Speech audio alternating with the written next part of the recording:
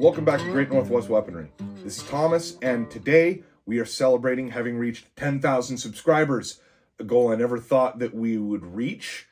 Very excited to actually see this kind of growth on the channel. Thank you all so much for watching and subscribing and sharing my videos.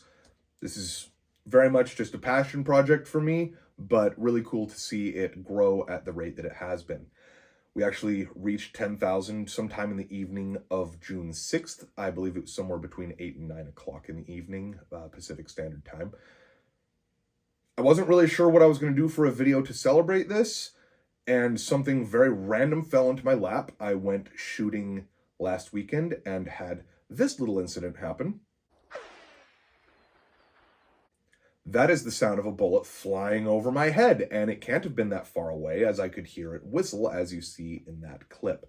There is a longer version of the clip that we will be seeing here in just a minute, but I figured I'd just take this opportunity to kind of go over some range etiquette slash gun safety, especially for those of you shooting out in the woods. Shooting at public ranges, everything is usually going to be a lot more regulated as far as, like, you know, indoor gun ranges. But when you are in the woods, you don't know how the people around you are going to behave. I haven't really had a lot of dangerous incidents when I've been out shooting, and the vast majority of shooting incidents are absolutely human error related. So as long as you follow the 4 basic rules of gun safety, generally speaking, things like this won't happen. If you don't know what those are, first off, you've got treat every gun as if it is loaded. Never point your gun at anything that you are not willing to destroy. Keep your finger off the trigger until you are ready to fire and know your target and what is beyond it. Now, the people who lobbed bullets over this gigantic hill in my general direction, though I was probably relatively safe in this scenario. You'll see what I'm talking about here in just a minute as we kind of look at the surroundings. But whoever was on the other side of that hill shooting was not pointing their gun in a safe direction. They were aiming obviously way too high and shooting over this hill. And knowing your target and what is beyond it, they apparently weren't paying very much attention to what was beyond it. Again, as we kind of look at, I'm going to go back to a clip of when we were out in the woods here in just a moment. There's your obvious gun safety also, so far as safety gear that you should be wearing, namely safety glasses and earplugs. But anyway, let's go ahead and take a look at the full clip of what happened here. And after that, we're going to talk about some channel announcements.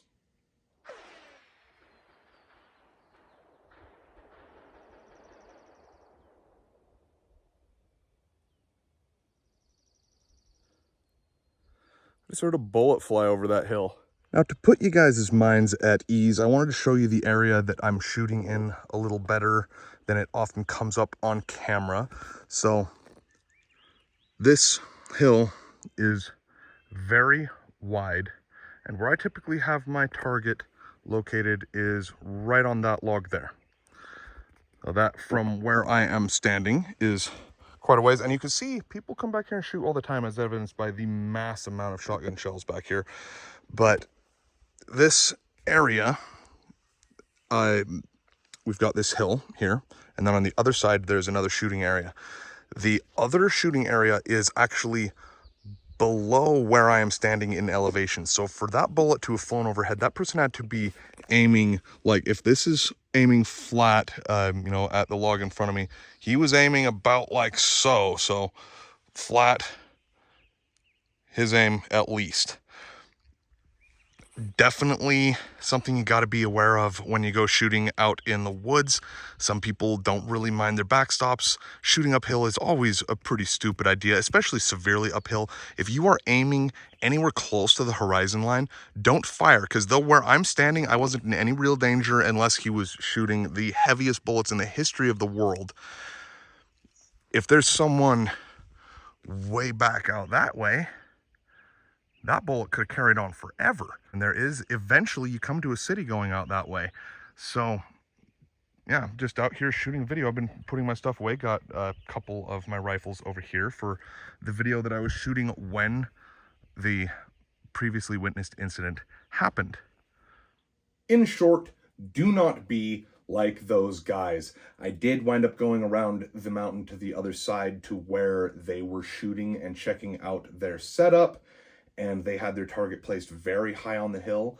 As I showed you in that video just seen there, I like to place my targets low on the hill, of which, if you are shooting at a hill, never, ever be shooting up towards the top. If you miss, especially if you're doing what it sounded like they were possibly bump firing their rifles, of which, shoot however you are comfortable shooting, but don't be stupid. If you are rapid firing a rifle up a hill and you are riding up by firing more rapidly than you can control and thus lobbing bullets over the hill, you are being an idiot. And it is idiots like this that give shooters a bad rap. Got some announcements. Nothing really in particular. We're basically going to be talking about just what kind of videos we got going forward. And as you see in front of me here, I've got a couple of pistols here. I just acquired these, and on the day where I was out shooting when the clip that you just saw was filmed, I actually made a couple of first shots shorts with each of these. We've got on my left a Husqvarna M40, sometimes called a Swedish Lahti, based on the Finnish Lahti L35. And then on my right, Enfield revolver, number 2 Mark 1.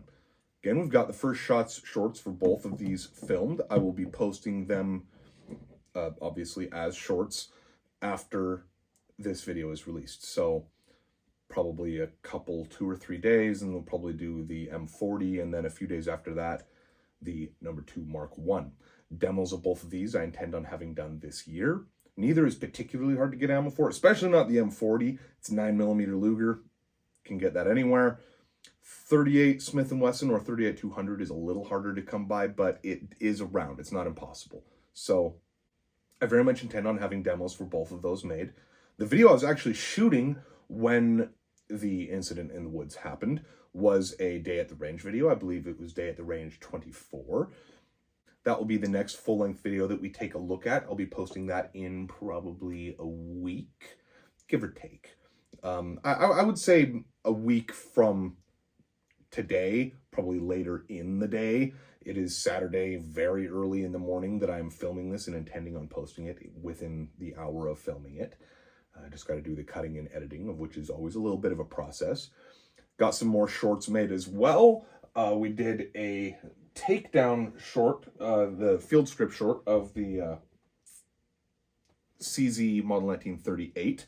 Be posting that soon, as well as a over-the-shoulder kind of a POV shooting short with the Hanyang Type 88. We're getting pretty close to having done POV shorts with almost every rifle that I have. There's one that we may not get one done. It depends on how long it takes me to find ammo for it. But once we wrap up with the rest of the rifles, I'm probably going to be doing over-the-shoulder shorts with any of them that have bayonets with the bayonet attached or extended if it's one that's just a folder. So those ones will probably have no talking in them. I'll probably just set our music over it, the same music that you've seen at the beginning of or heard, I guess, at the beginning of this video here. Got bayonets for quite a few rifles. There's this whole row of bayonets that it may or may not be in the shot here, but you've seen it if you've watched any of the gun room walkthroughs, especially the more recent ones. Got quite a few bayonets, and like I said, I've just thought about doing kind of fixed bayonets and fire type videos that would be no talking, just shooting at a target with bayonet affixed. So we've got content. Got more future content coming that's not shot yet, such as the demos of both of these. I've still got 2 World War I and II knives that we haven't taken a look at. A World War I German fighting knife and a World War II U.S. Marine Corps K-bar. Intend on doing demos of both of those possibly this year. Also got my buddy Guy, he has got a Steyr AUG that we'd be taking a look at probably very soon. I'll probably do a demo of one of these within the month. Most likely the M40 because I have ammo for it. But if I get ammo for the Enfield revolver, I already have the entire history of that compiled, as it is directly related to the Webley Mark IV 38. And that is something I very much want to do down the road, is a versus video between Enfield number 2 and Webley Mark IV. This is a very early Enfield number 2. I actually know the dates on both of these, to within the year at least. This is a 1947 M40, as this is part of the Danish contract. And this is a very early Enfield number 2, 1932 dated. So definitely got some stuff to look forward to. There will be plenty of day at the range videos, versus videos. Got lots of other friends' guns to demo going forward, but these two, as of right now, are the last two that I personally own that we haven't done demos of as of right now. I have demoed every rifle that I personally own and every pistol that I owned up until these two. The most recent acquisition having been the CZ 1938, actually. So, with all of that, again, I hope this video wasn't too rambling, and I don't want to come across as, I guess, as I said earlier, kind of preachy about this topic, but it was something that happened while I was in the woods, happened to get it on film, and it just seemed appropriate to address this, because it has come up before. I've had people mention, like, oh, you're shooting down a road, that's dangerous, you shouldn't be doing it, what if someone's coming around the corner? I'm always aware of what is down range from where I'm shooting. And shooting on a dirt path, because that is all that road is in some of those shorts, is just a dirt track. Not an issue if you have everything set up safely. That road is a dead end, as I've said, or that, again, it's essentially just a path. It's a 4-bying trail that ends right where I'm parked. About 60 yards past that, there's a berm, and then another 60 yards or so past that, dead end. I mean, you'd have to drive through some pretty dense trees and brush. There's nothing to drive through. There's no trails beyond that point. Just always make sure when you are out shooting that you are doing so safely, and try and be aware of those shooting around you, that they are being safe as well, especially people with you, because like I say, the people you are shooting with does reflect on you. If you are the only safe person in a group of people who are shooting in a very dangerous manner, you are going to be associated with them. So be aware of this stuff. It is very important. Got a lot of good content coming for you guys, and I hope you're all looking forward to it as much as I am. Here's to the next 10,000 subscribers. Again, thank you all so much for, again, just for watching, subscribing, commenting. I see every comment. I reply to most comments. If you're not a total jerk about it, at least. There have been a few people who have come on just purely to troll.